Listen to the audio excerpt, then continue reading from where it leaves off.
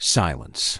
Not the silence of peace, but the kind that creeps through palace walls after blood has dried on marble floors. In the heart of Beijing stands the Forbidden City, a maze of crimson halls and golden roofs, a place built for gods who called themselves emperors. But behind its walls, some of the most powerful men in Chinese history weren't emperors at all. They weren't generals or scholars. They were eunuchs, men without manhood, servants who never left, victims of blades turned into instruments of power. This is their story. This is the blood archive. To understand the horror, we must begin with the definition. A eunuch is a man who has been castrated, sometimes partially, sometimes fully.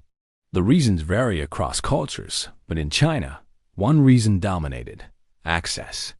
Eunuchs were allowed to work in the inner court, in the harem, near the emperor's wives and concubines.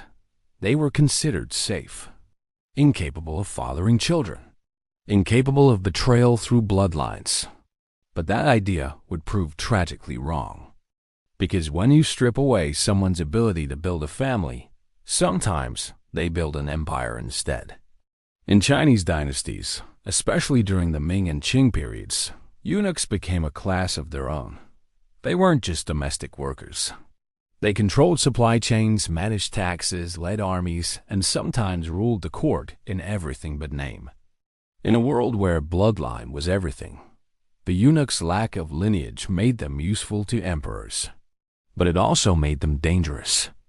Some eunuchs chose their path. Others were forced. Some were prisoners of war. Others were orphans sold by starving parents. Once castrated, their identities changed forever. Becoming a eunuch was not always a punishment. Often, it was a gamble, a sacrifice, a cruel calculation. In many cases, families chose one son, usually the youngest, to undergo castration in hopes of a better life for the entire household. If that boy made it into the palace, the family might receive rice, land, or tax exemptions. The operation was performed in filthy back rooms by untrained hands. The boy would be restrained, his genitals cut away with a crude knife. A bamboo tube was inserted into the urethra to prevent it from sealing shut. The pain was unbearable. Many died from blood loss or infection. Others lived, but wished they hadn't. The severe genitals were not discarded. They were placed in a jar of vinegar, sealed with wax, and carried like an identity card. If the eunuch died or left the palace, the jar proved who he was and what he had given up. Those who survived were trained in palace etiquette, music, writing, and manipulation. They were reshaped into instruments of service and sometimes of domination. The pain of the blade didn't end at the physical. Eunuchs were often mocked, feared, and shamed. They existed in limbo, not fully men, not fully women, often despised, yet essential. They served in silence. But they also watched. They learned how the game was played and how to rig it. The Forbidden City wasn't just a palace. It was a labyrinth of hierarchy, silence, and performance. At its peak, it housed over 70,000 eunuchs. Some cleaned floors. Others guarded the emperor's bed, but the most powerful of them moved like shadows. They memorized the emperor's moods. They read documents before ministers ever saw them. They managed appointments. They inspected concubines before they were presented to the throne. Eunuchs became the gatekeepers to the emperor's will. And in time, they learned that controlling access meant controlling power. In the inner court, few dared to cross them. Officials feared them. Wives of emperors whispered about them. Some eunuchs used their status to protect. Others used it to punish.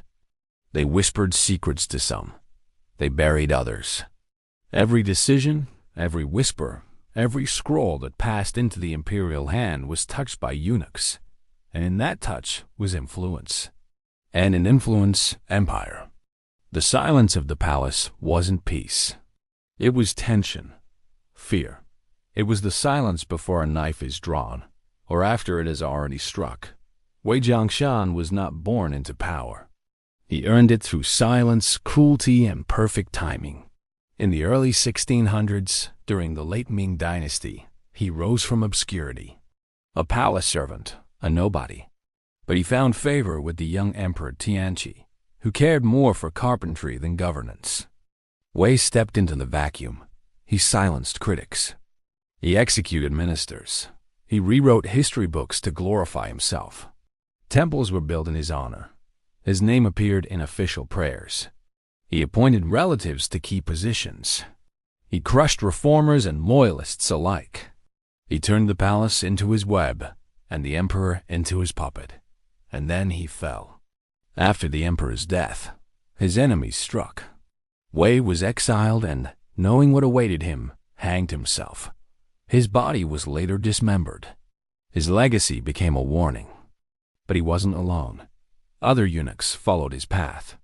Some failed. Others succeeded quietly. The throne changed hands, but the shadowy hands around it remained eerily familiar. Behind every royal scandal, a eunuch's name was whispered. They managed secret affairs. They silenced mistresses. They manipulated succession.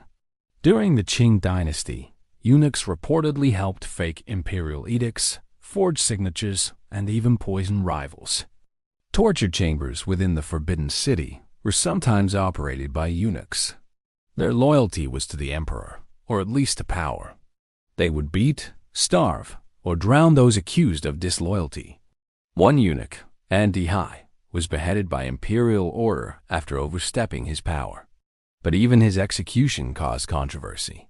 Was he truly guilty, or just too powerful? Palace life was a brutal theater, and the eunuchs, though lacking families of their own, became masters of orchestrating dynastic bloodlines. Some were puppets, others puppeteers. As the Ming Dynasty fell to rebellion in the 1640s, eunuchs became scapegoats. Their palaces were stormed. Many were burned alive. Others were flayed or drowned. The people blamed them for corruption, for famine, for weakness. Yet the Qing dynasty that followed continued to use eunuchs. They simply watched them more closely. Over time, reformers sought to eliminate their influence. But it wasn't until the fall of the imperial system in 1912 that eunuchs began to vanish. Those who survived tried to adapt. Some became servants in Republican households. Others became beggars. A few wrote memoirs. They were relics of a cruel machine that no longer needed them. A class of mutilated men with nowhere left to belong. The palace was silent, but it never forgot. What does it mean to live between genders? Eunuchs blurred lines. They were mocked as effeminate, but feared as hypermasculine manipulators. They wore robes, perfume. They moved in women's quarters, but dominated men's politics. Some eunuchs formed deep bonds with concubines. Some historians believe romantic and even sexual relationships existed, though details are scarce and clouded in euphemism. Others grew close to emperors themselves, not always as lovers, but as companions, confessors, brothers in isolation. Their stories challenge our modern ideas of identity. They raise questions about trauma, choice, gender, and survival.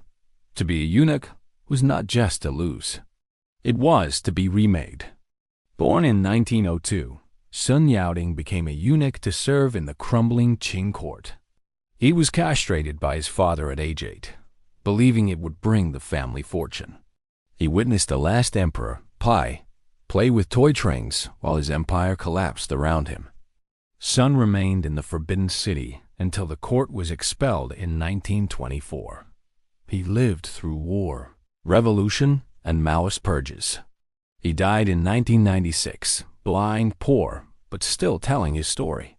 He was not bitter, but his memoir was filled with quiet horror. His story is the echo of an empire's final breath. The last note of a song once screamed in silence. They were men made less than men. Yet in the shadows of the Forbidden Palace, they became more than kings. This was the Blood Archive. If you want more forbidden histories whispered from the shadows, subscribe. There are more truths buried in blood than you think.